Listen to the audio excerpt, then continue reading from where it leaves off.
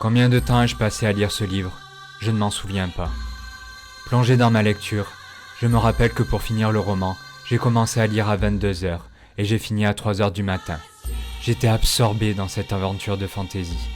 À chaque page, j'avais l'impression que le vent soufflait autour de moi. Oui, ce livre m'a marqué, et je n'en suis pas ressorti indemne de ces pages. Suivez-moi, je vais vous faire découvrir ce roman que j'aime.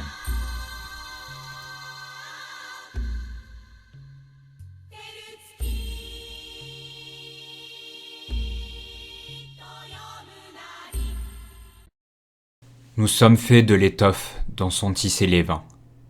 Traversons ces 521 pages en compagnie de la Horde. Car oui, aujourd'hui je vais vous parler de la Horde du Contrevent, d'Alain Damasio. Nous entrons dans un univers unique, un univers constamment balayé par le vent. Nous allons accompagner la 34e Horde, la plus puissante depuis 8 siècles. Leur but? Arriver à l'extrême amont, la source de tous les vents. Mais le voyage s'avère compliqué. Les 23 qui forment la Horde vont devoir faire un voyage dont personne n'est jamais revenu.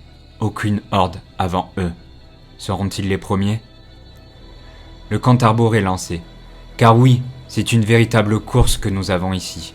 Car le livre commence à la page 521 pour arriver à la page 0. Tout est dit. Nous allons au point 0, là où tous les vents naissent. Nous allons faire partie de cette Horde. Un véritable bloc uni, dont chaque personnalité est différente, dont chaque personnage a des compétences. Ne vous inquiétez pas, vous allez avoir le temps de les connaître, car chaque personnage va parler à sa manière, et raconter son histoire, et celle de la Horde. Du franc-parler de Golgoth à la narration plus posée du script. Il y aura de tous les styles pour plaire à tout le monde. Ici, les points de vue se croisent et se mélangent, mais les héros de cette Horde ne seront représentés que par des symboles. Le début de la lecture sera difficile à prendre en main, et vous allez souvent vous perdre, jusqu'à connaître la Horde sur le bout des doigts. Cette phase de l'eau qui ramène sa truffe, parce qu'il est nommé direct par le Conseil de l'Ordre. Ah, je le reconnais, c'est Golgoth. Vous les reconnaîtrez tous, ils seront comme des frères et des sœurs, vous protégeant dans ce monde venteux impitoyable.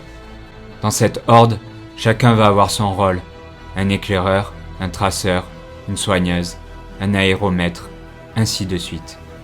Ils dépendent tous l'un de l'autre pour survivre au vent. Car oui, le grand ennemi de ce livre est invisible et imbattable. Le vent va devenir aussi important que la Horde elle-même. Ils devront apprendre à le connaître, à le subir, à l'affronter. Le combat est physique, mais aussi psychologique. La Horde se bat aussi contre elle-même, et fait tout pour ne pas abandonner, ne jamais tomber, toujours avancer, quelles que soient les conditions. Qu'est-ce que j'ai aimé cette Horde? Sans tout vous raconter, il y a 2 aspects que j'ai appréciés. La première, c'est le côté onirique du roman, surtout sur la fin. Tout peut arriver à la Horde. La Horde est humaine, animale, végétale. Elle est capable de tout, et tout peut se passer. Le deuxième est le côté cyclique. On finit à la page 0. On finit là où tout commence. Où tout recommence. J'ai toujours aimé ça dans les livres, les films ou les pièces de théâtre.